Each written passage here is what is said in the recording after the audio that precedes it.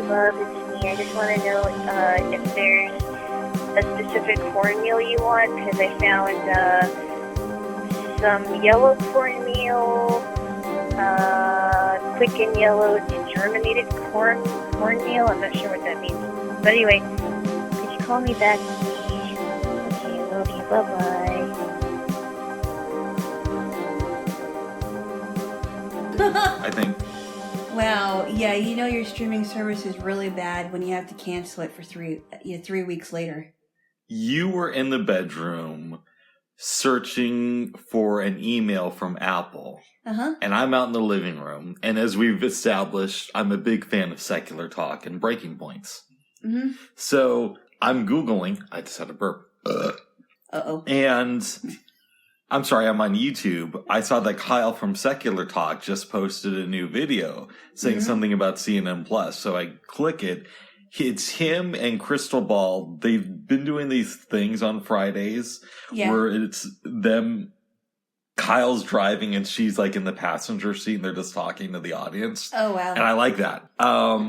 But they said, CNN Plus just announced that they're shutting down today. Yeah, I told you that I heard about that yesterday.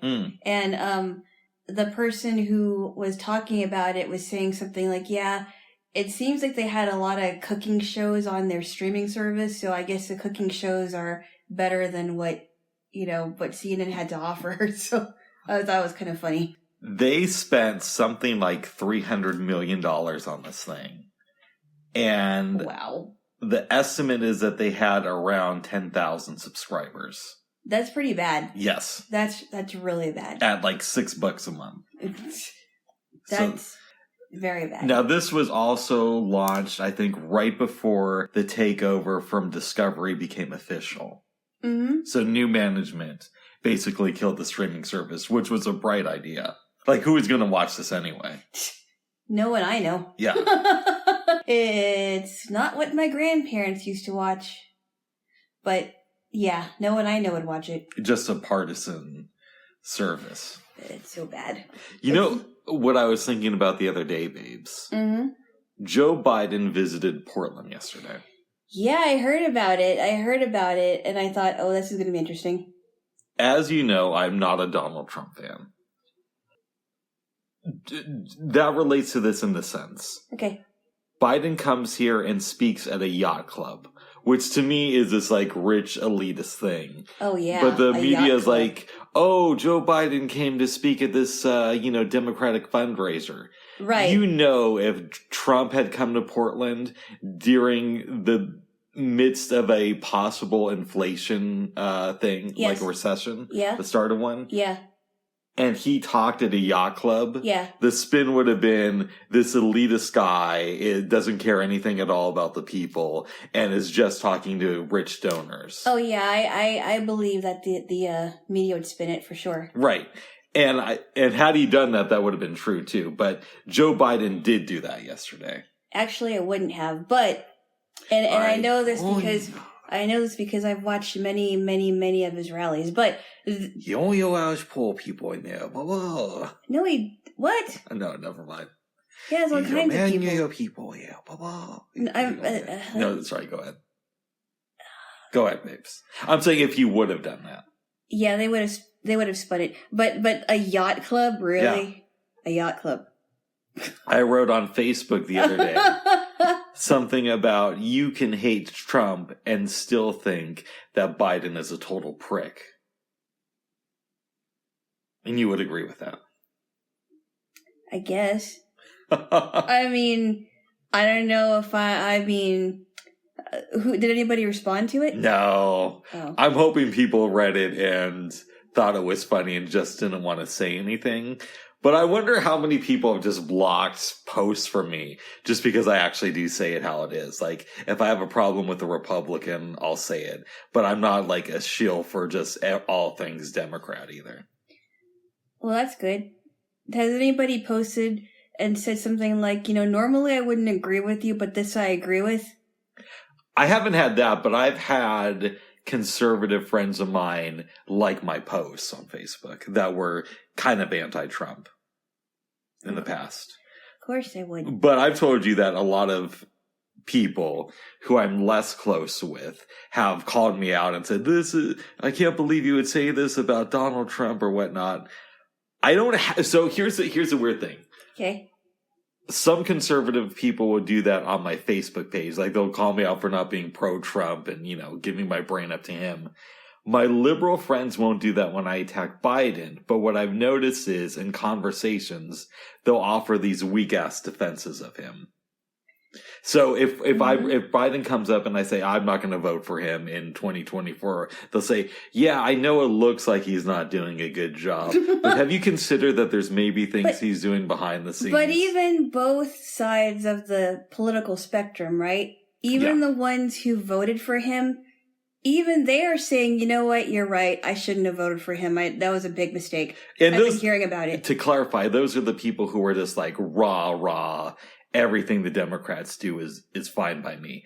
I have other friends of mine who are pretty liberal, like me, and say that they think that Biden is doing a horrible job. Yeah, I mean, I've been hearing it from both sides. It's not just the conservatives that are saying that this guy is not doing good, but even liberals that you wouldn't think would say anything bad, I've heard have said, yeah, it's not good, and especially with especially also to his pick for VP is not doing good either.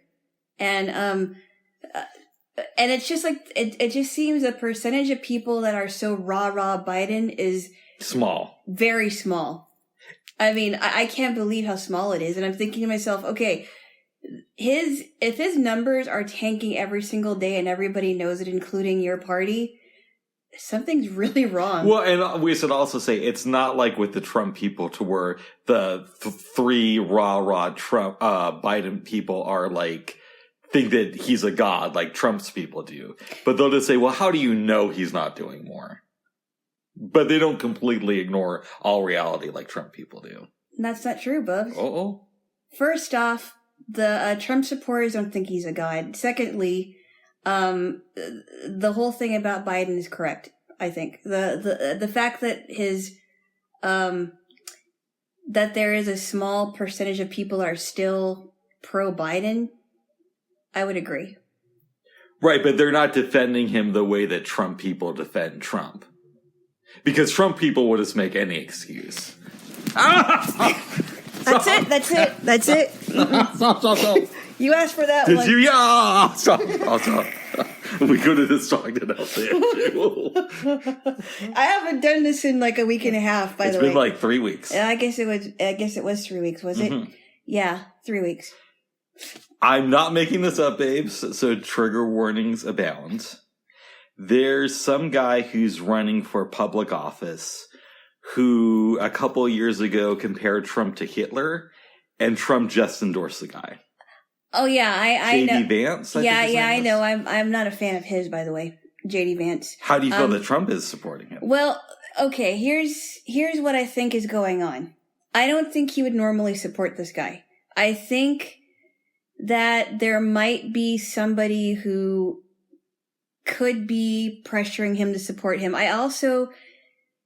And normally I would support his endorsements. I don't support JD Vance, and I also don't support Dr. Oz. I'm surprised to hear you say that. No, I'll tell you why. Go ahead. Dr. Oz, I think now, and I didn't realize it until I found out more about him. I think he's a total phony. He tries to tout himself as America's doctor. It's all natural. And by the way, I've never watched this show. Okay, well, I've seen a couple clips. He touts himself as somebody who's America's doctor and that he's very natural. That's not actually true. There are things he supports that I don't support. He does support what's going on in China, and what I mean by that is the socialist communist things that they're doing to their people. And he's just a phony. He really is. I don't trust Dr. Oz anymore. And I used to watch a show and not thinking about, well, what's the problem? Why do some people not like him? And the thing that really got me upset too with what I found out about Dr. Oz is he tries to make it sound like he's like one of those like naturopathic doctors or whatever. Just the way that he talks about what people should take and what people should do. But he actually does support GMOs, and it's I don't trust him. I don't like him. I think he's just I kind of wonder if he's doing this as a publicity stunt. So those are the only two endorsements that I would disagree with, and I hope he pulls them because I don't trust either of them. Well, the JD Vance one he's not going to pull because he literally just made it like 3 days ago. Yeah, so it would be shocking. If and there are people that don't like JD Vance. And I think there is a better candidate that's running against both him and Jane Timken. Me? Not you. Okay. No, a different one. I'm surprised to hear you say something negative about Trump, that you don't like some of the people he's endorsed. Did I not tell you in the past that if he deserved criticism, I would give him this? You did, but I've always thought that Republicans just like to say that about Trump, and they don't actually mean it when it comes to criticizing. No, there are many Republicans that will come out and say that either they're satisfied with something he did, or that he that they were shocked. And I did hear a few people say that they were shocked. And I kind of wonder if it's because of pressure, because the Ohio primaries are going to be happening in, I think, another week. And, see, I told you I told you that I would say something that I didn't like about somebody if I meant it. That's good, babes. Of course, Bubs. I wasn't going to go back on that. Yeah, but I just figured since it was Trump, it was going to be like, He's not a god, Bubs. Jesus could come out against him, and he's not a god. You have to remember. Believe me. You have to remember. I believe you on that statement. You have to remember the especially the evangelical people that support him. You have to remember, to them, he's not a god. He just, I voted for him because I believe he supported things that I supported. And I wasn't gonna, I know that he's not a Jesus Christ, so it's a very different thing, Bubs. I'm glad to hear that. No, I am, because I was concerned. I was concerned. Well, I told you I would. No, but you said that, but then it's like everything is like, oh, there's this reason. Oh, I'm sure you don't understand. But what I don't understand, getting back to the Biden thing. Yeah. That even on both sides, so it's not just one side now, even on both sides, a lot of people notice that he's fumbling. He just hasn't done anything domestically well. No, he's complete. Listen, it's terrible. We know that we don't see eye to eye on the Russian thing. I do think that he's doing a great job on that, but on domestic things, there's no defense for him. He's done horribly domestically. Exactly. Horribly. I just don't understand why anybody would still support somebody that would put our country in danger like that. I had a friend. Yeah. And I had a friend. I still do. Me and this guy are close. Okay. Really good guy, but sometimes goes too far into the Democratic stuff. From my personal taste. Did I meet this person? You know this person. I do. You don't know, not only have you met them once or twice, you met them on several occasions. Uh-oh, I think I know who that is. Yeah, I don't want to say any names. But in 2020, we were talking, and this was after the Democrats screwed Bernie out of the nomination. Uh-huh. And I said, well, it kind of sucks that our choices are between, I'm not going to use the verbiage, but some stuff, Donald Trump and somebody with Alzheimer's disease. Uh-huh. And he's on the phone. He's just like, I don't believe that Biden has Alzheimer's disease. Listen, I'm not Biden's doctor, right? So do I know for sure that he does? I'm not going to say 100%. But do I think that there's a very good chance that he suffers from some form of dementia? Yeah, I do. And there are people that have said, and I'm sure Democrats have wondered, what kind of person is Jill Biden to let her husband run, knowing that he had brain surgery and that his memory is possibly declining, and a lot of people have said that it's elder abuse. Okay. That I have to push back against a little bit. Why? I'm going to tell you. The brain surgery was, if I remember right, was back in the 1980s. So it was a long time ago. Well, I understand that. I understand that. But what I'm saying is, and I'm not saying that the brain surgery happened like months ago or anything. Mm-hmm. Okay. That's not what I mean. I don't know what happened between the brain surgery and now, but something happened for sure, between the Obama presidency. Yes. And now, right? Yes. You would agree with that. There's no doubt about that. So something happened there, and he has cognitive decline. I also heard that Obama told him not to run, before he did.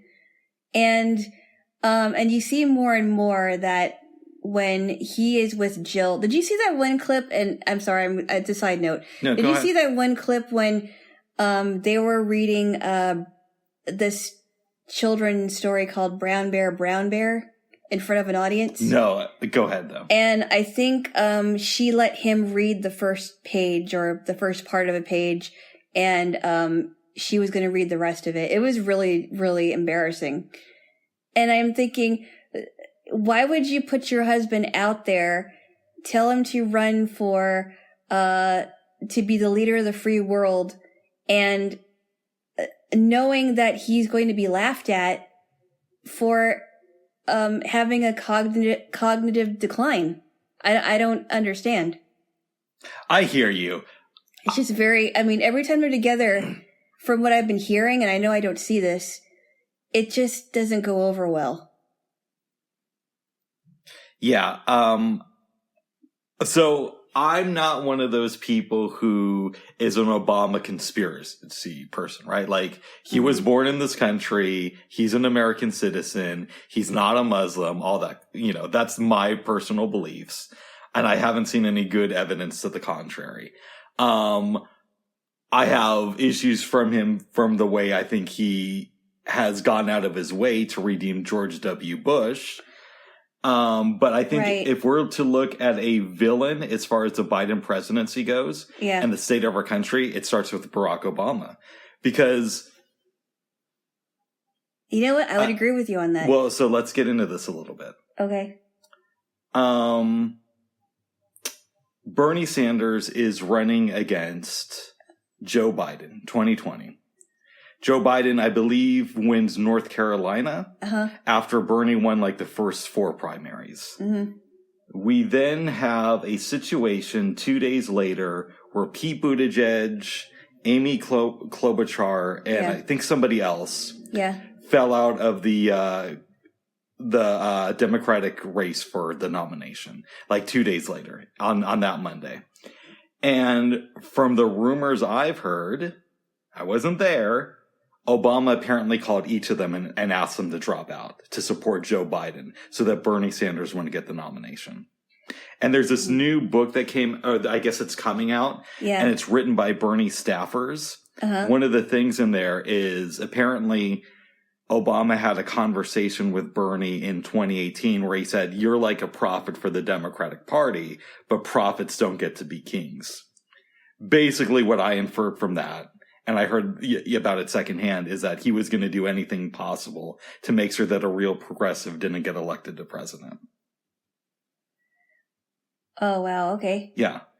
I didn't think that Obama had the best legacy before this, but I think shame on him. Like, really, I think Obama's one of our worst presidents. I would agree. Mm-hmm. But it's weird because we feel that way for very different reasons. We do feel that way for very different reasons. But I do agree on that front. I don't know about what he said to Bernie, but if he did, that's not good. Even though I don't agree with any of their policies, or any of their, politics and whatnot. But I mean,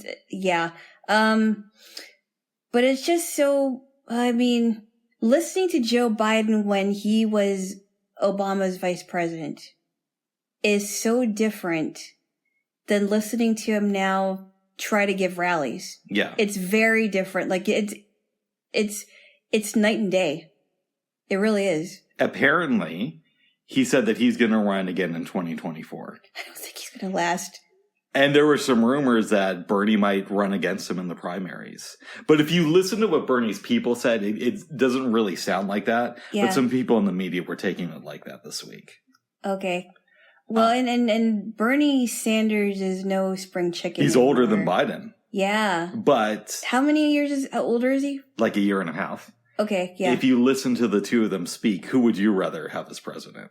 Just based on that. None of them. But if I was basing it on speaking, yeah, Bernie definitely would be the more articulate of the two. And he's for the people too, which I like. Yeah, he is. What? Utopian dweebo. Oh, yeah. Utopian dweebo. I think it would do a lot of good for this country. I don't think so. Have you been keeping track on what's going on with Nina Turner? No, I haven't actually. I remember you mentioned her name, but I haven't. I think she's running for Congress. It's either Congress or Senate in Ohio for the Democratic nomination.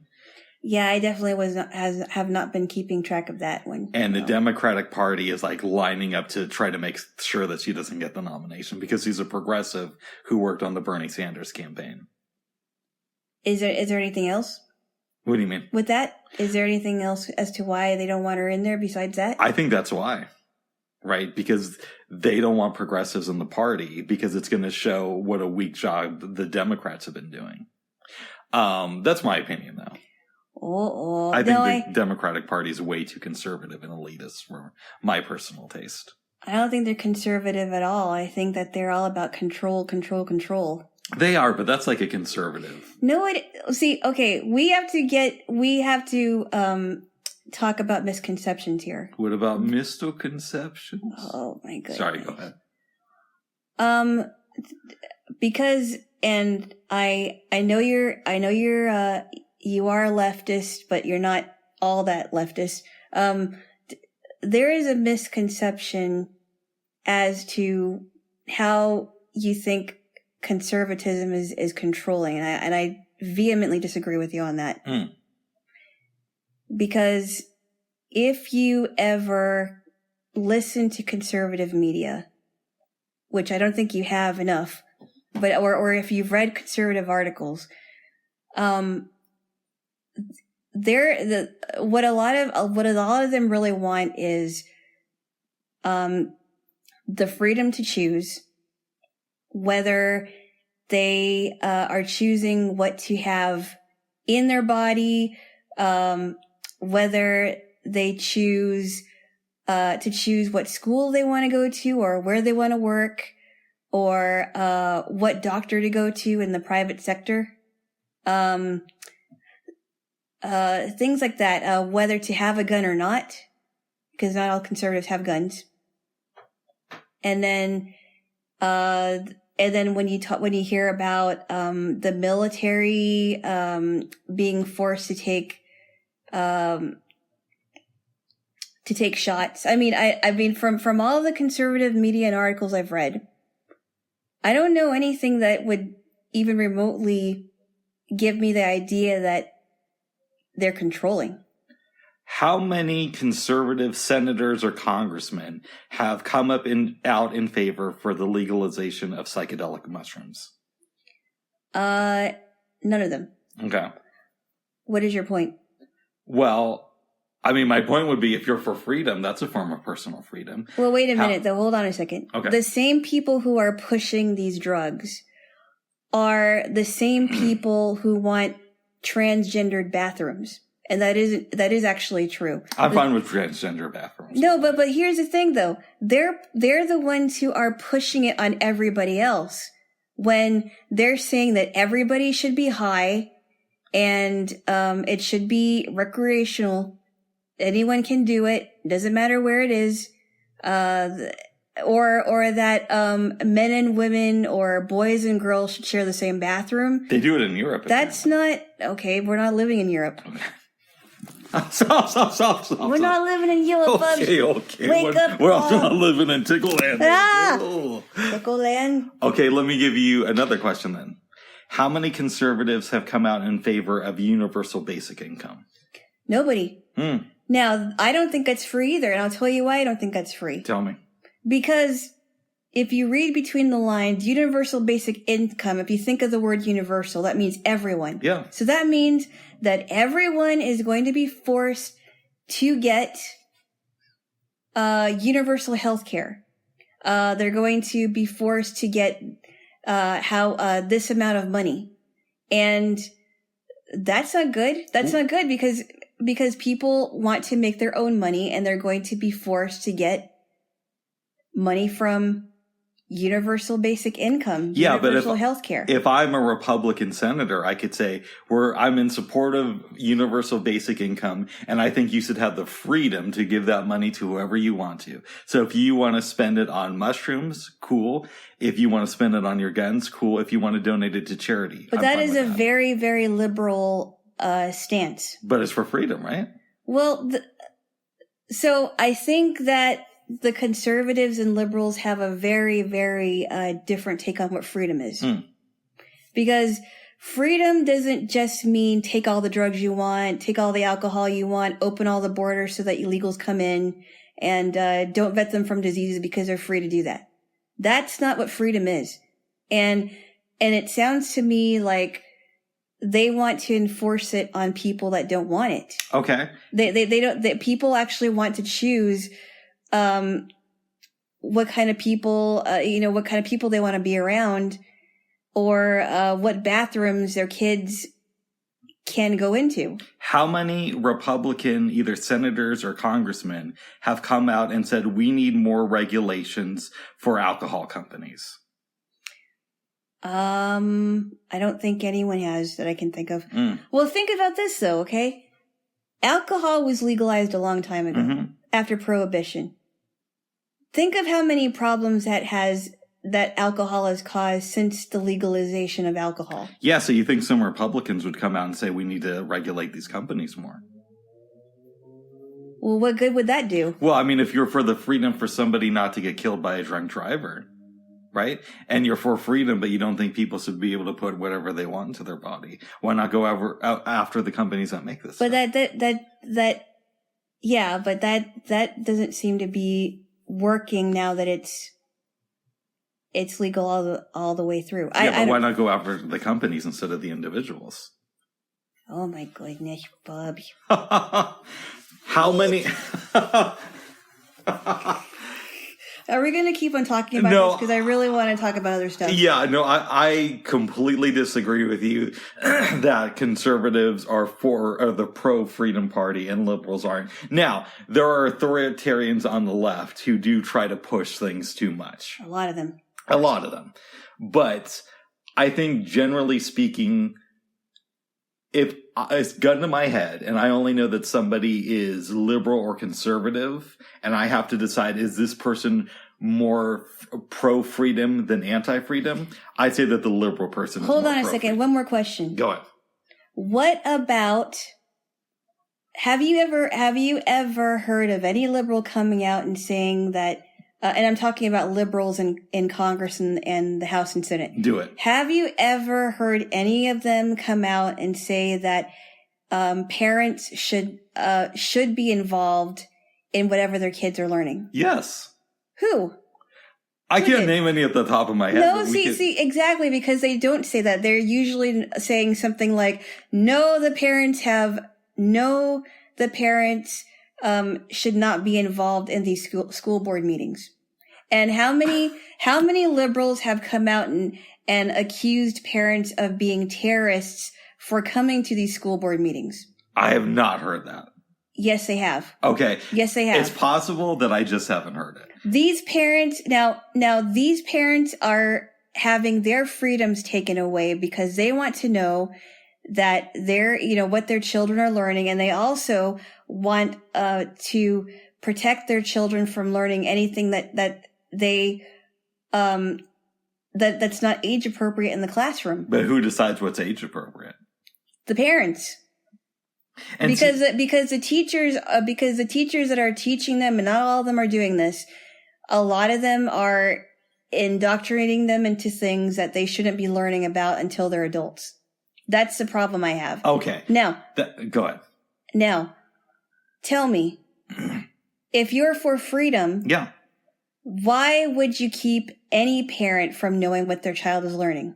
Well, first of all, I haven't heard any liberals say that they don't want parents to know what their kids are learning and they don't want parents involved in their kids' education. Oh, yes, there have. Okay, I'm just telling you that I haven't heard that. Okay. That doesn't mean that it's not true. It just means that it's not what I've heard. Mm-hmm. So I reject the premise of your argument. I'm not saying that there's no valid points to it, but it's just based on what I know.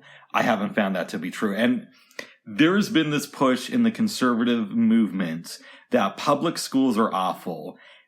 And that's why we need to go to the private sector instead of depending on public schools. And that has been a narrative pushed since the George W. Bush administration. Well, it has nothing to do with George W. Bush because they have been awful for a very long time. Right. They have been. This has nothing to do with George W. No, Bush. it does. Let me explain it to you. No, babes, you want me to explain it to you? Uh-oh. There is truth in that. The public school system is awful, right? In most cases, there are some exceptions. But what they don't tell you is the reason why it's awful. And the reason why it's awful is because they keep defunding schools. The reason why it's awful is because they have all these old textbooks. No, it's not the reason why it's awful. The reason why it's awful... You won't let me finish. Hold on. Okay. Go on. The reason why it's awful is because they pass all these weird laws with schools. And they keep wanting to defund schools to get parents to send their kids to private schools. And when you do that, all you end up doing is, I'm going to use a word that I don't like, defunding schools. So instead of fixing a system that's already there, you move it more towards big corporations. So, okay, maybe you don't want the government teaching your kids, but who would you rather have? The government teaching your kids about gender politics or Pepsi teaching your children about health? I'd rather have the government. Okay, first off, I think you're completely wrong about that. It has nothing to do with schools being defunded, but it has everything to do with unions. These teachers' unions are a lot of times controlling what is being taught in the school's curriculum. And a lot of these teachers should not be teaching. They should be, if they really want to do some activism work, they shouldn't be teaching. And that's where all these kids are getting their gender politics, not from their homes, not from other kids, but a lot of times it's from their teachers and their counselors. And why? It's because of these teachers' unions that are being supported.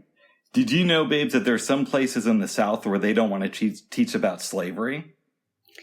So maybe we need unions to make sure that certain topics are discussed. No, but they don't care about the kids is what I'm trying to say. They care more about keeping their unions together, and they don't care about the good teachers that want to teach their kids what they want to teach their kids. I think that's a bit of a broad statement. Now, I said something that a lot of this relates back to George W. Bush.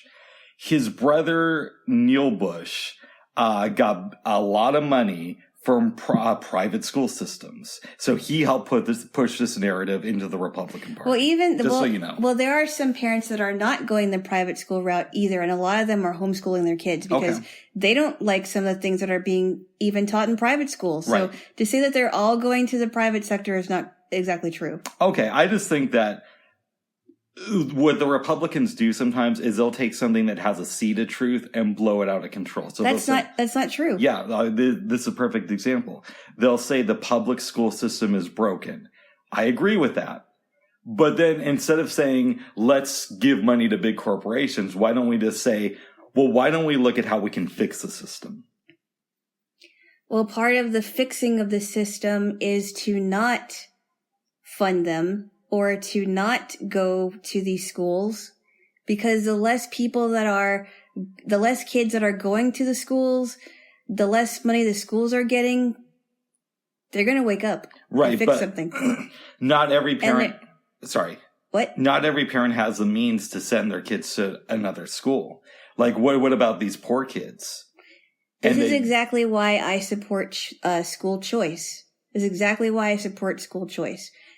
Parents have the right to send their child to any school they want to, or to homeschool their child if they don't want them to go to any private or public school. This is where we disagree on this. And Can we talk about something else? We can. The last thing I want to say about this is a concern I have is that we're going to defund public schools to such an extent that in 30 years, private schools will be the only real option.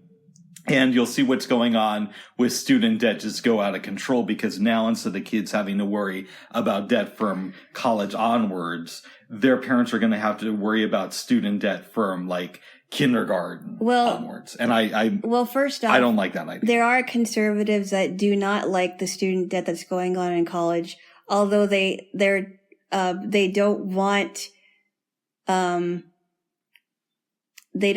school. They are concerned about the student debt because I agree. I mean, I went to a private school in college and had to borrow loans. And that was, that was for my education, but I think everybody on both sides don't like that college students are being charged so much money because and the loan that they're paying are going to these loan sharks, not where they're supposed to go. But anyway, a big valid criticism of Joe Biden is that apparently through executive order he could erase all student debt, and I think he should. Now, regardless of that, it looks like Trump is going to run in 2024. And if Joe Biden is indeed the Democratic nominee, he's going to have his ass handed to him. And Donald Trump will get reelected. Even though I say if the election are all stolen, Republicans should stay home that day. But, hold on, babes. If Donald Trump becomes president again, God forbid. Oh, sorry. You'll be better off for it. I said that out loud. I said the Yes, you did. Okay. But if he does, will you try to push for him to eliminate all student loan debts? Well, I don't know how I would go about that actually. Cause, I think that he would have a better plan for student debt.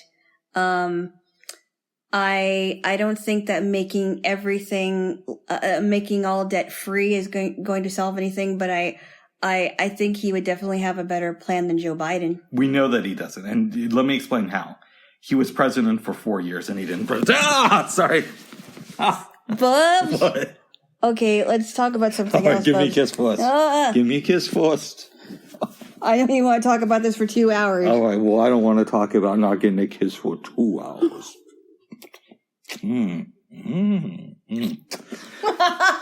Okay, babes. What? I was in Pullman, Washington once. Yes. And hanging out with the guys, my old crew who I've had a falling out with almost every single one of them. Yeah, oh wow. Except for a few or just everybody? Except for one. Okay. And one of the guys there is like, oh, Rick. This guy's a vegan. Yes. From Boulder. But we were in Pullman, Washington. And we've talked about this guy ad nauseum. Yeah, and he's like, oh, Rick, I'm a little upset. I'm supposed to go home and see my wife. Are we really going to talk about this? Yes, we are, babes. Let me tell the story. You wanted me to switch topics? Okay. He's like, I'm upset. I haven't seen my wife in 2 weeks. I'm supposed to go home to see her, and I just got a text saying she's on her period. What am I going to do? And what does that have to do with anything? And I said, I almost said the person's name. I said, that's not the only whole scene. Okay. And we should say, babes, that. Really? What? We're going to go here. Oh, you wanted me to change it? No, I don't want to talk about this. Okay. Ugh. Bubs. Really? Well, let's just say I'm not on my period because I don't have one. You're going to get it. You know that. Oh, give me a kiss. No. Because you said I'm going to get it, so I'm going to get a kiss. I'm going to get a kiss. Yeah, I'm not supposed to reward bad behavior. No, but you just said I was going to get it, so give me the kiss. No. Yeah, because you said you wanted to kiss me. Yeah. I didn't say that. Yeah, you said you were going to get it. As you touched my crotch. No, I did not. Yes, you did. Oh, I didn't mean to do that. Anyway. Oh, my goodness, babes. I didn't mean to do that, actually. Okay. I'm lying down now. Okay. Your mom was in town. Yes. And we love that because, she's very into Jesus and Trump and all that stuff. Yeah, I know you're being sarcastic. Oh, I loved it, babe. So, he squeezed my nose. You deserve that one. No, I didn't. But when I wasn't thinking about how great it is Please. that she's into Jesus and Trump, I was, I went down a Kyle and Corin rabbit hole. Uh-huh. I told you that Kyle Kulinski from Secular Talk does a show with his buddy Corin. Yeah. And I've seen it before, but I watched a lot of episodes the last couple of weeks. Uh-huh. And I'm just wondering, do you ever go down rabbit holes with podcasts like that? Kind of. I mean, if you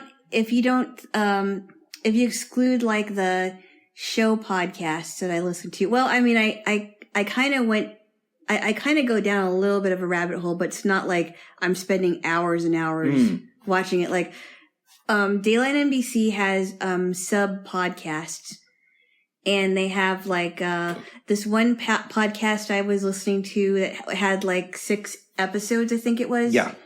It was called The Thing About, Helen and Olga. It's about these 2 older ladies who, were, stealing money from these homeless men after they got killed. It was pretty sad. And then now I'm watching something called, The Thing About Pam. And I just started the podcast because I think it was advertised, about a year or 2 ago. It's about the murder of, somebody's wife. Oh. Yeah.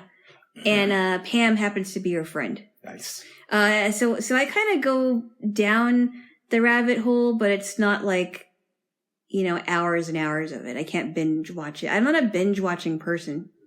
Yeah. So Kyle, and Corin talk a lot about like golf. Golf? Because Kyle's like a big golf person, which that's an elitist thing to me. At least that's how I see golf. Well, I know that some people like golf, and to me golf sounds like, I know young people play it, but it sounds like a person in their 60s would play it. It sounds like a rich white guy thing to me, personally. Okay. But they'll also talk about food and poker and that type of stuff. Yeah. And in one episode, Kyle was saying that he had gotten into Better Call Saul. Yeah. So I had watched 1 or 2 episodes like a month ago. And then I heard that and I thought I never went back to it. I love Breaking Bad, as we've discussed here before. Yeah. I'm like everybody else except my little Jaylo. And I'm one of those people who doesn't like to watch a TV show until it's finished its original run, so I can just watch it from beginning to end. Yeah. I get it. But I was at home. Yeah. Alana was worshiping Jesus. I was with my mom. And not on your period. Oh my goodness. Oh my goodness. Do you really? Really? Oh my goodness. I don't think anybody needs to know that. Okay, you will on it. Oh. I'm just joking, babes. I love you. I love you, babes. Yeah, I love you too. I love you too. No, I love you. You will. Thank you. And you so will you. In any event, I decided to give Better Call Saul another chance. And I am now, I think I was 2 episodes in before our break. I am in the middle of the 5th season. Yeah. Or I just finished episode 3 of that season. So it's where Kim goes to try to talk the guy out of giving up his house. That's the last episode I watched. Okay. How do you feel about that? Very good. It's interesting because the new season just started, but apparently they're breaking it up. So I think the show is a partnership between AMC and Netflix. AMC gets to run the show first, and then Netflix has the streaming rights. That's how I understand it. Okay. And so this half will finish up in July. Then they're going to take like a 3-month break and bring the second half of season 6 back in October.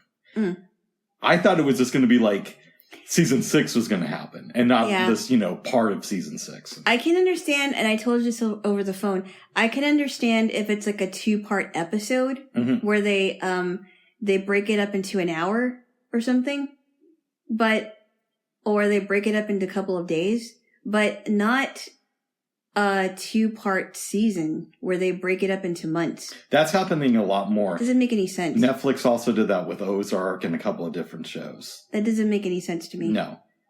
But we're learning more about Saul, a.k.a. Jimmy McGill. We've seen Gail in Better Call Saul. Gus Fring. Mike plays a big part in it. I remember there was one day I'm watching an episode and I'm like, holy shit, that's Lydia. She's in this. And as I'm saying this, I realize you have never seen any of these characters on Breaking Bad. Yeah, and I'm like, I don't know what you're talking about. The Tuco stuff was interesting. Does my excitement make you want to watch Breaking Bad or Better Call Saul? No. Oh. I mean, I'm not denying that they're good shows, but it doesn't sound like something I really want to get into. I don't know. It just sounds way too heavy for me. I have a female friend who doesn't like crime shows like that. Yeah.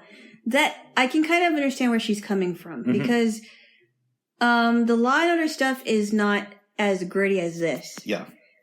And it just seems so heavy, and I'm like, I don't really want to be saturated with all that because it's drugs, it's vulgar stuff. You got people committing other kinds of crimes against each other, people getting murdered. I'm just like, do I really want to watch that all the time? It just sounds too heavy. There's something, I want to say it's season 4. Yeah. So Jimmy McGill eventually becomes Saul. Yeah. But for most of the show, he's Jimmy. Yeah. And he is trying to sell these like burner phones on the side. Yeah. Right? He's selling them at night. Yeah. And these 3 teenage boys beat him up pretty bad. Uh-huh. Okay. He decides to go up to them like a couple episodes later and is like, hey, I'm going to do business here. What do we got to do to make sure that everything's okay? I'll give you guys like $100 a night. And they say, no, we want all your money. They start chasing him. Oh. He set them up. Mike somehow grabs him. I think he knocks him unconscious. And Jimmy says, all right, guys, since you're unwilling to work with me, my associate is going to like torture you. No, they don't actually do that. Okay. They stop it. But when I'm watching this, I'm like, yeah, they're getting back at these kids for doing something wrong. And after the episode ends, I stop and think to myself, do I like the part of my brain that likes vigilante justice? And part of me says yes, but I don't know if I should like that aspect of my brain that's into that.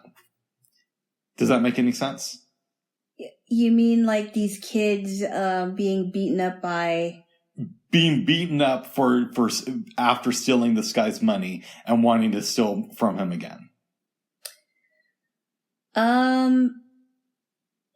Yeah, I don't know. See, this is exactly why I don't really want to get caught up in these types of shows because you might be enjoying the plot, but what else is it doing to your brain? Yeah. I mean, are you okay with any child being beaten up even if they did steal anything? I mean, I actually know they did beat him up, didn't they? They beat him up. Yeah, they beat him up. So and he stole had his money. to. So yeah, they had to. In some ways, the guy had to defend his friend's life, and he also had to defend himself. But at the same time, what are these kids learning? I wonder. Well, let me give you another example. All right. Okay, so I have a friend, and we used to take these like long car rides. We're talking several hours. Am I ever going to meet this invisible person? You will meet him at some point, hopefully. I think my nickname is going to be Rick's invisible friend. Okay, so me and him actually tried to set up lunch earlier this month, but he got busy with stuff, so we're going to try it again sometime over the summer. Okay. But we used to hang out a lot before I met Alana. and go on these like 3 or 4 hour car rides and just talk the entire time. Like we'd get in the car rather. I'd get in and say, hey, how are you doing? And then like 3.5 hours later, we'd arrive at our destination. Those are the best car rides. But it was like, it's not like some of my friends who talk a lot and you feel drained afterwards. Yeah. After conversations with this guy, I would feel like excited about the future. And I assume he felt the same way. Okay. All right. But one day, we're driving back to Portland and he starts telling me about this movie. Now, this was before Ellen Page became Elliot Page. Back in the day, Ellen Page starred in a film called Hard Candy, where she basically takes revenge against this photographer who raped and killed her friend. Yeah. A really fun revenge movie. Okay, but I hadn't seen it yet, and my friend's telling me the plot of this movie, and he's recommending it, and he says, it's funny. I used to love revenge movies like that, but as I get older, I don't really like them because of the way that they make me feel. Yeah. And I'm starting to, as I get older, I'm starting to feel the same way. Well, when we talk about a revenge movie, like remember when I showed you Ever After and you really liked that movie? Yeah. That's not a revenge movie. Okay. But in some ways, it kind of is, you know, and I'm not saying that it is in the sense that she kills her stepmother, but she takes back what was hers. If that makes any sense. Yeah, so when I saw that episode of Better Call Saul this week, it made me think of Hard Candy and also the conversation I had about it with my friend ahead of viewing the movie. And so my friend is also about 17 years older than me. He's in his mid-50s. And I'm starting to see what he means about I love watching shows or movies where a character gets revenge because they were done wrong. Yeah. But is it the best thing for me psychologically? And I'm not sure the answer is yes. I don't think it can be. I mean, a lot of people think that getting revenge on someone is good. Like I'm talking about like seriously getting them hurt. It's one thing if you're giving someone a taste of their own medicine. It's another thing if you're actually plotting to hurt this person. I don't think it ends well. I don't, because then you're like, oh, why did I do that? Now this person's hurt. It's my fault. What about True Romance? I don't think about that? That's not a revenge movie. When I think of revenge movies, I think of things like Death Wish. Okay. Where somebody is actively going after, another person. Not defending their own life. Yeah, like an injustice is done, and the person now wants to go out and find the person who did it and make them pay. That's a revenge movie to me. Right. Maybe Django Unchained would fall into that category. Yeah, I don't have the desire to watch that movie.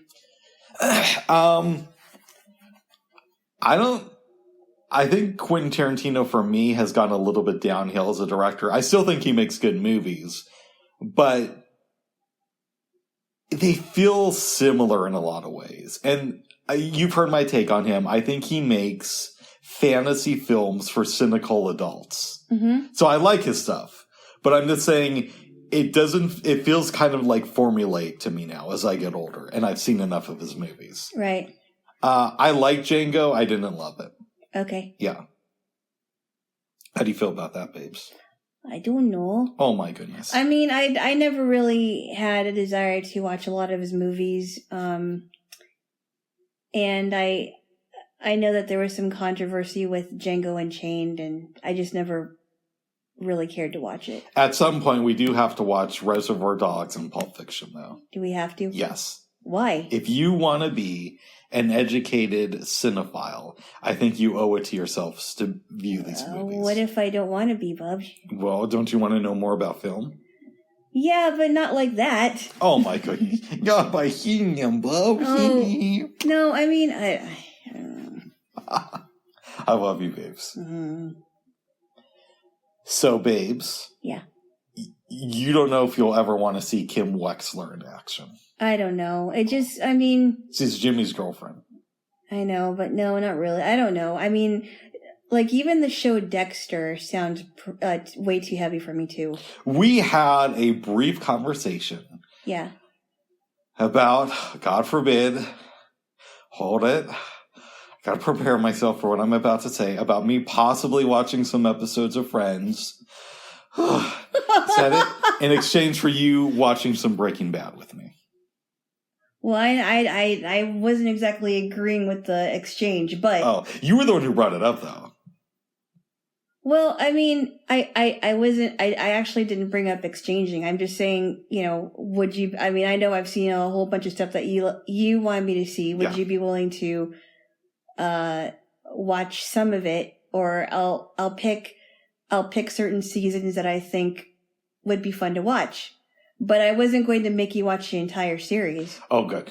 I was thinking, you know, I'll show you some things that I like, and if you like it, you have the choice to whether you want to see it on your own or not. So here's the problem with Breaking Bad. Yeah.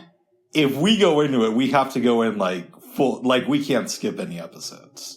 So. Not good. Yeah, so a thought I had, though. Mm-hmm. And we should revisit this after we finish The Wire, right? Or season 1 of The Wire, at least. Mm-hmm. Is that maybe, possibly, we say, okay, I'll watch a couple of episodes of Friends, and we'll watch the first 2 seasons of Breaking Bad. And if you don't like it by the end of season 2, we can quit. Mm. What do you think? We'll revisit this. Okay, I don't know. I have to think about that. Yeah. Because I think if you're not hooked by... The show gets better. But if you're not into it by the end of season 2, then it might be a hard sell. Yeah. Yeah. Yes. Great show, though. I don't know if you'd like that or if you'd like Better Call Saul better, though. I don't know either. Yes. I couldn't tell you. And the stuff that goes on with Chuck in the show and Better Call Saul is really good. And how that all relates to Kim.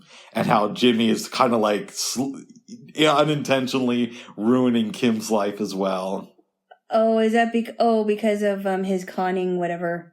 You told me about that, right? Well, he's done a bunch of stuff that has kind of gotten in our way, but without ruining the show, he got disbarred for a year.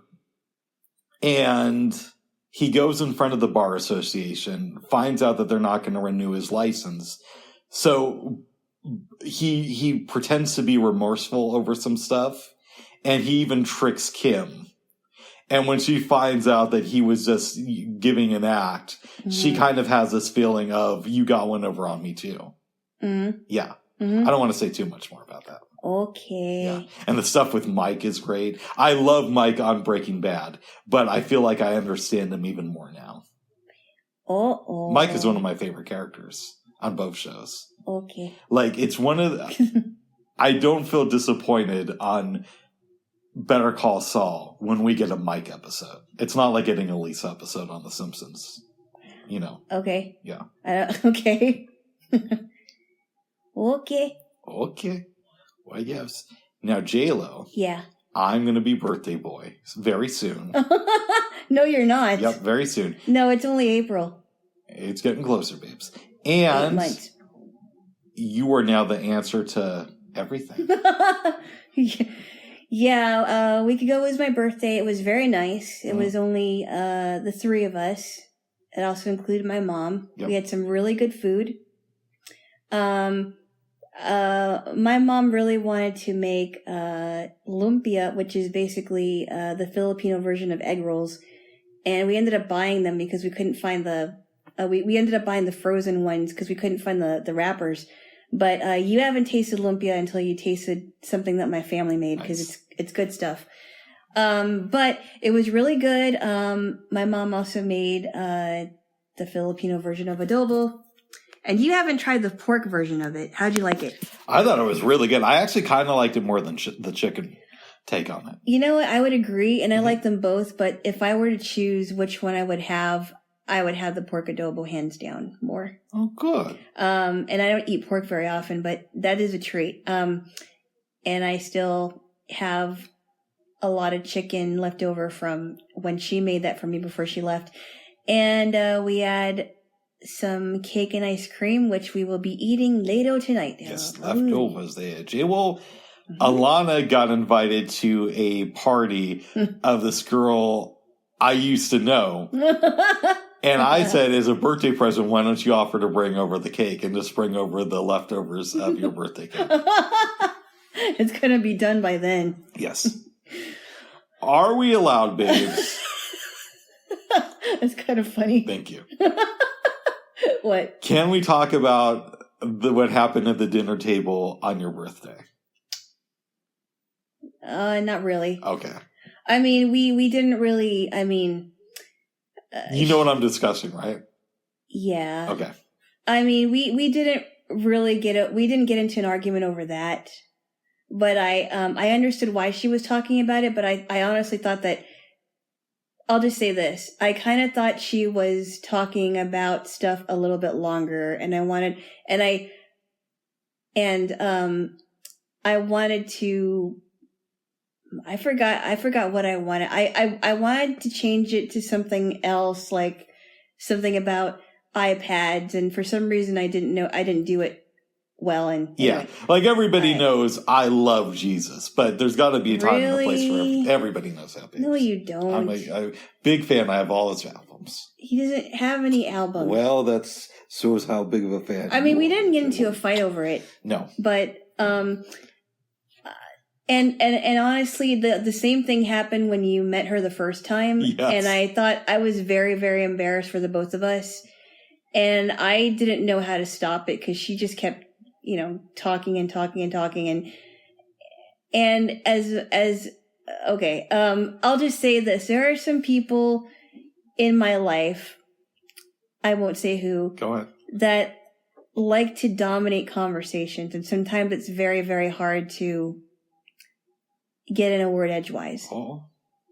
Is what I'll say. Nice. And I kind of felt like that on my birthday, but also with your first meeting.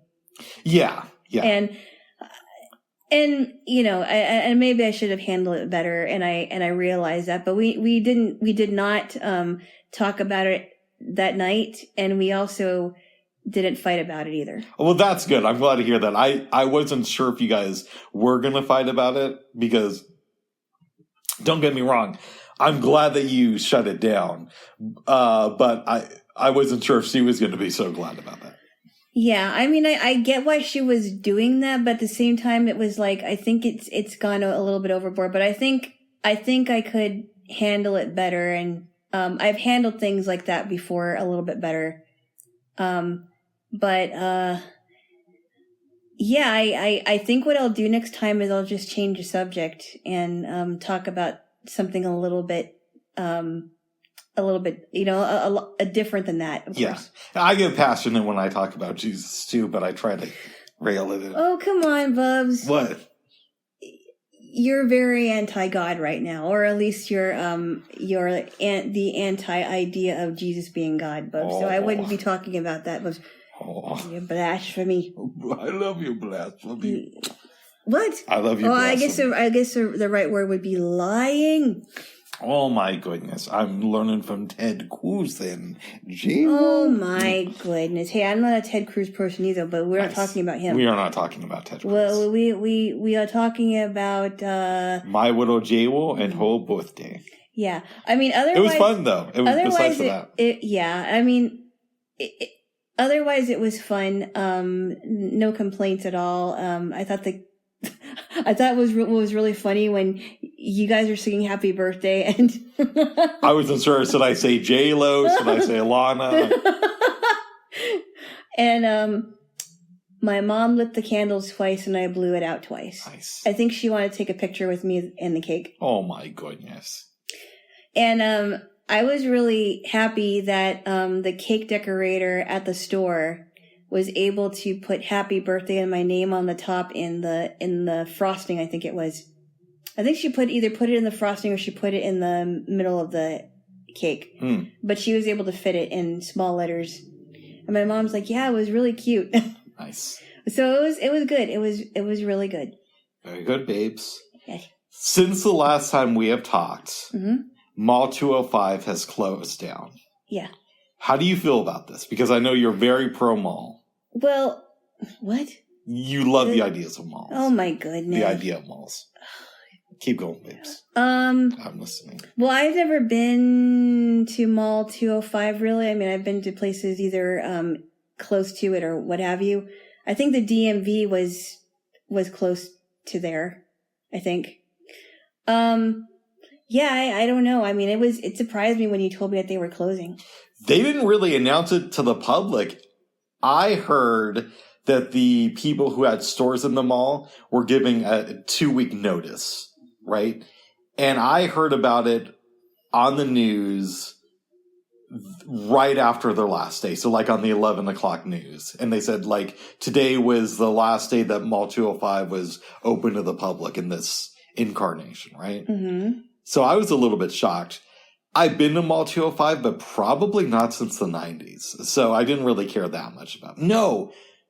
Is that right? I met somebody outside Mall 205 last year, but we didn't go in. Okay. Yeah. How big is that mall, would you say? Was that mall? It was all right size. Okay. I couldn't really tell you, to be honest. Well, because we were supposed to go to the mall with my mom the next day. Yeah. And it didn't happen because all three of us were pretty exhausted. I blame the drinking of the soda. I think that's what pushed it over the edge for me. No, it wasn't the soda. It wasn't? No. What was it? You didn't get enough sleep. No, but I think that's why. I don't know if that's true. I used to drink a lot of soda. No, but you don't drink a lot of soda, and you don't drink a lot of soda that much anyway, so I don't know why that would be. Because I had soda. That threw me off. Yes. But I've been taking melatonin and having really good sleep recently. Yeah, I think I might take that this evening. Oh, where are you going to get it from? I'll give you some, babes. Thank you. Yes, babes. Yes. Speaking of Jesus. Oh my goodness. What? I read a book, babes, that you might enjoy. Oh, I'm reading the same thing, actually. Called Cold Case Christianity. Now, you told me that there are Christians that you don't like called apologists. I didn't say I don't like them. Okay. So let me explain what apologists are. I'm sorry. I love Jesus. Sorry, I love Jesus. Is that what an apologist is? No. Okay. And I didn't learn about the term Christian apologetics until I was in college because I met someone who called herself an apologist. And I said, does that mean that you're apologizing for your beliefs? And she said, no, it's basically using evidence to make a case for my beliefs. And there's a lot of people that do. There's a man named Josh McDowell who has written books on it. This guy named J. Warner Wallace, who was a former homicide detective. He's retired now. And then the next one that I read after this was a former journalist, a former journalist for the Chicago Tribune, and how he came to his own faith. And so I'm not done with it yet. There's still some more stuff I'm going to get through, but it's really interesting. It was really interesting. So because I was in the midst of watching Better Call Saul, and Mike, who works with Gus Fring, used to be a cop. Yeah. When I'm reading the book, I'm thinking, well, what if this was Mike who wrote the book? And I'm thinking about it like, how would Mike do it? And this, could I see Mike becoming a believer in Jesus and writing a book like this? Probably not. Oh. Well, Mike isn't even real, though. He's not real, but Oh, my goodness. Oh. But you haven't seen Mike, okay? No. Yes. Didn't you say he's like one of those corrupt cops, though? Yeah, so something I didn't know before Better Call Saul. It does a good job of filling in details. Yeah. Mike was a cop, and so was his son. Mm-hmm. But his son always looked up to Mike and didn't know that Mike took money to look the other way on certain things, right? Mm-hmm. And one day his son comes to him, Matt, and says, Dad, they want me to take a bribe. And Mike basically told him, you take the money, I do it too. And it broke Matt's heart. Mm-hmm. He took the bribe, but was killed anyways. So Mike kills the two cops who killed his son Matt, Mm-hmm. and then moves to Albuquerque with Matt's wife and Matt's younger daughter, and helps find them a place out there.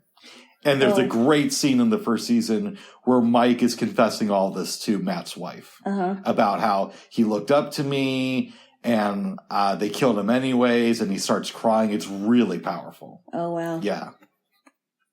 And it's so great he killed the guys too, because Mike goes into this cop bar, right? Yeah.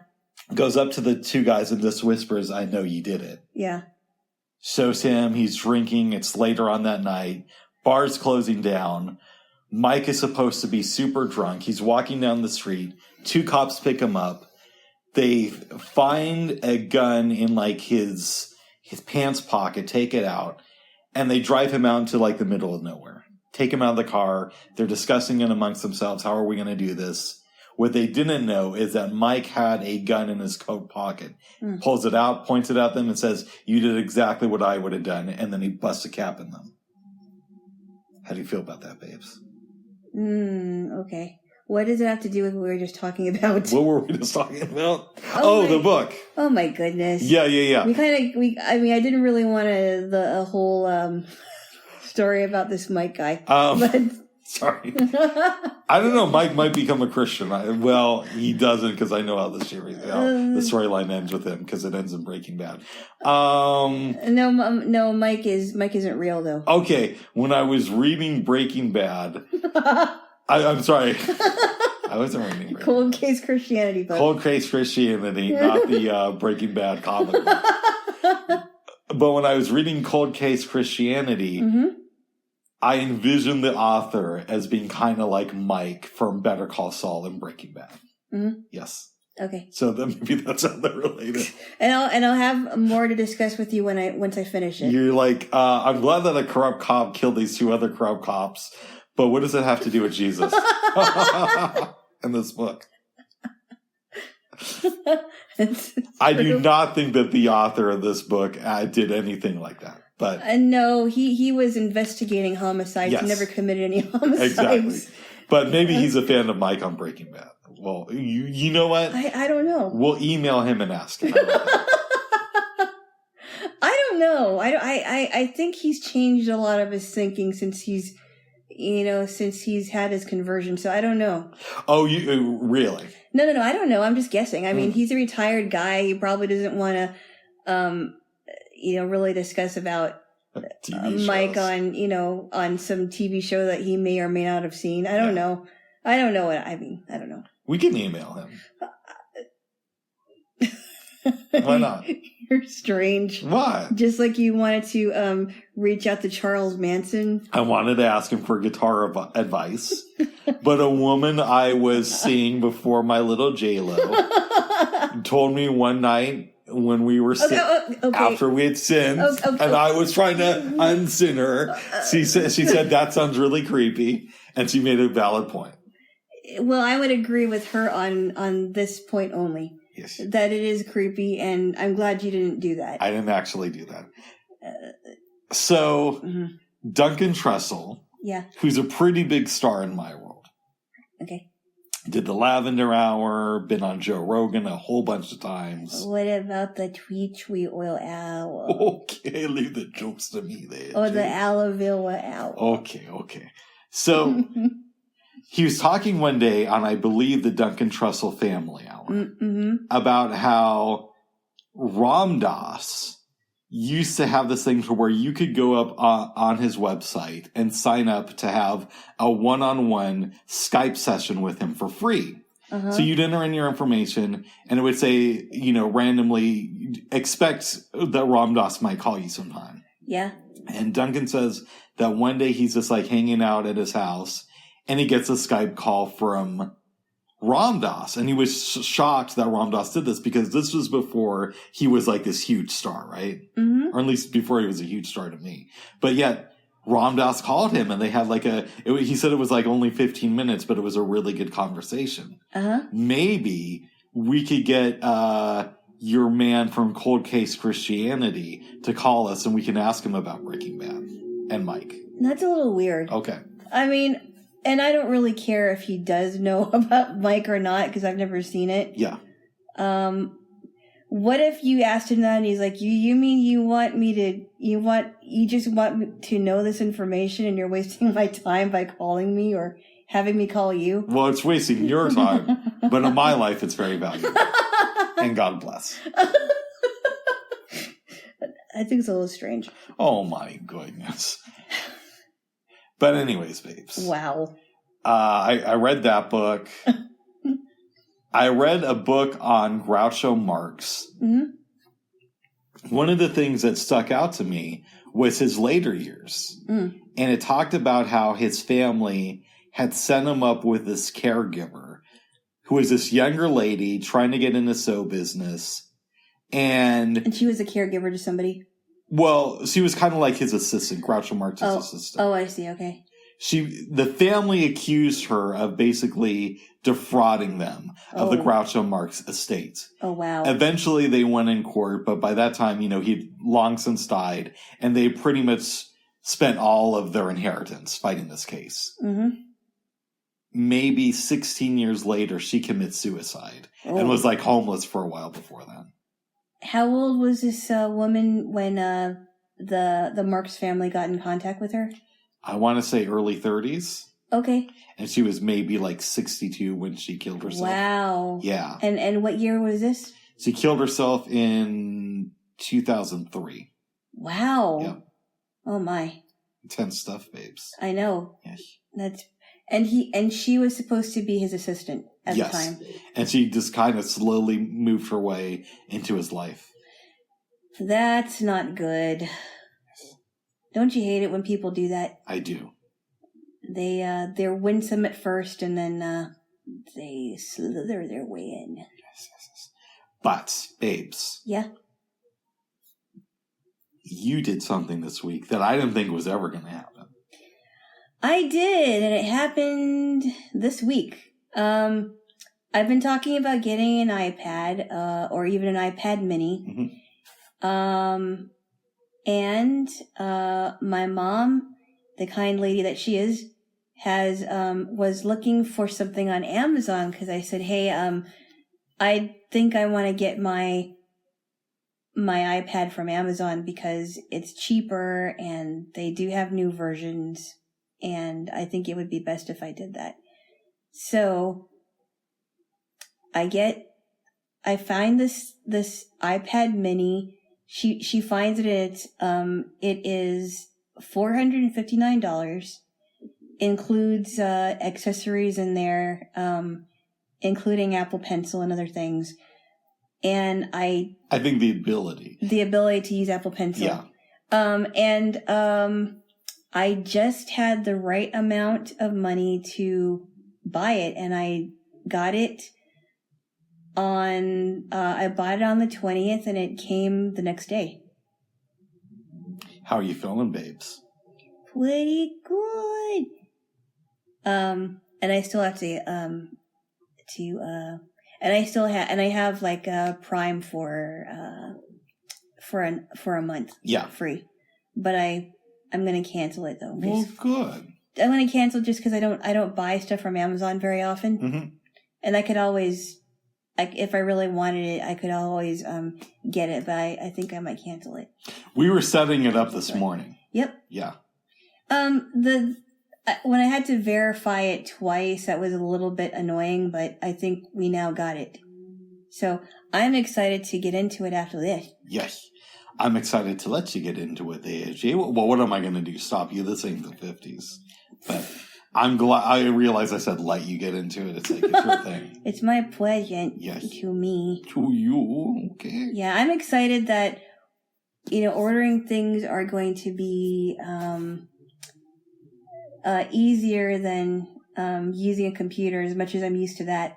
But it's going to take a while for me to get used to the taps and the swipes and what have you. But I'm also excited because you can't really do text messages on your phone. No, and I can do them here. You can do them through iMessage. Yeah.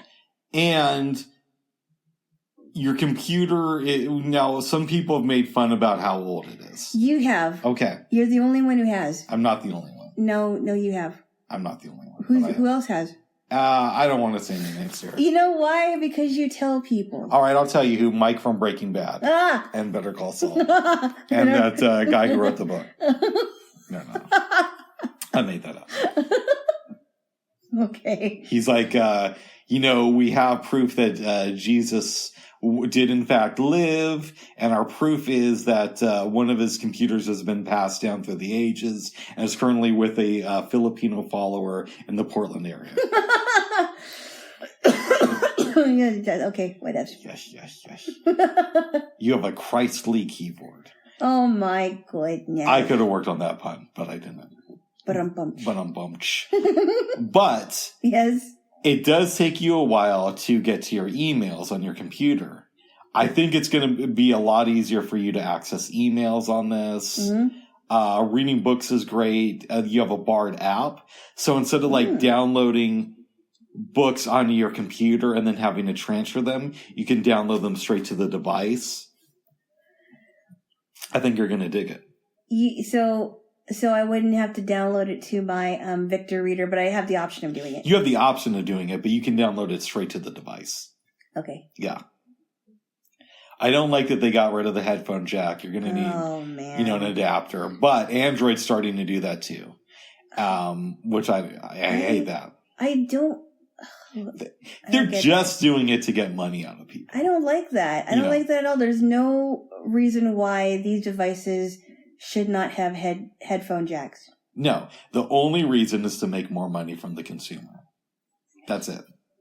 But there's a lot of benefits to having an iPad that I think you're gonna really get a kick out of. So you don't have a headphone jack for your. Oh, you do, right? For your phone. Yeah, but they're starting to phase it out of Android as well. I don't like that. I don't either. I hope there's a pushback. Like, why do you not have? Oh, nobody likes it except for the people producing these products. But since they have a monopoly, there's not much the consumer can really do. I really think that the people that are producing it should really listen to the consumers. Yeah. That would help them a lot because some people still like headphone jacks and SD cards. Yeah, SD cards. Yes, exactly. Mm-hmm. Yeah, just like people like SIM cards and cell phones that they can actually take out. Yeah. Well, you can't take SIM cards out of the cell phone. Well, I mean, if you have an iPhone, they're making it so that you can't take it out. Yeah, you can. You can? You can take out a SIM card. You just can't, remove the battery. Oh, the battery. Yeah. You can't remove the battery, yeah. That should not be... You shouldn't be able to do that. You should be able to get that battery out. Yeah, I mean, I really think they should listen to us consumers that pay a lot of money for their products. Yeah. I do too. Or save money to pay for it. The system is rigged, babes. Oh, goodness. It's that the game is rigged. What's that George Carlin says? It's a small club and you ain't in it. Okay. We're getting off track here. We're getting off track, babes. Yeah. I'm very glad that you have an iPad. I am too. And it feels really good in the hand.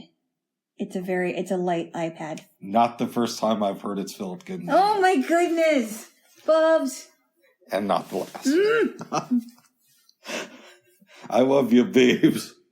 And my iPad Mini 6 is pink. Oh, good. Give me a kiss, Pete. No. Why not? Because you've been bad boy. No, I'm never not good. And I'm probably a joke. No, I'm never not good boy. No. Well, babes. Yes? There's more things we could discuss. But yes, I think for the time being, you probably want to play with your iPad. I do. Yes. So should we wrap this up? Yes, and I also want to add more apps to it as well. So I actually, when you were asleep, I downloaded the Bard app. But obviously I didn't sign into it or anything. Oh, thank you. Yeah. I appreciate that. I was going to ask you about that. I created a folder for audio apps. Oh. And right now, in it, you have the KCRW app, BBC Sounds. From iPlayer, right? Well, it used to be called iPlayer, and I get them mixed up because they changed the name of it to Sounds. Mm-hmm. I don't know why they did that, but the app works great. So is that in the... I thought that was... Oh, the productive folders were the other ones. Yes. So in the audio folder, you have Bard, BBC Sounds, KCRW, and I believe the Apple Podcasts app. Oh, wow. Yeah. So I could ask Siri to open up one of the podcasts that are on there. I believe so. Let's do a test after we finish this up and ask Siri to play Take the Floor. I don't know if it'll work, but we can try. Cool. Yeah. All right, babes, let's wrap this up. Oh, real quick. Yes. Did you have any dreams when we took that nap? I did not. I did not. I was very tired and I needed it. And I think I slept for almost 3 hours because I was exhausted. But oh my goodness, I am very happy that I got it. And I'm excited that, I now have one. Well, good. All right, let's kiss and then we'll wrap this up. Uh-oh. All right. Bye-bye. Bye-bye.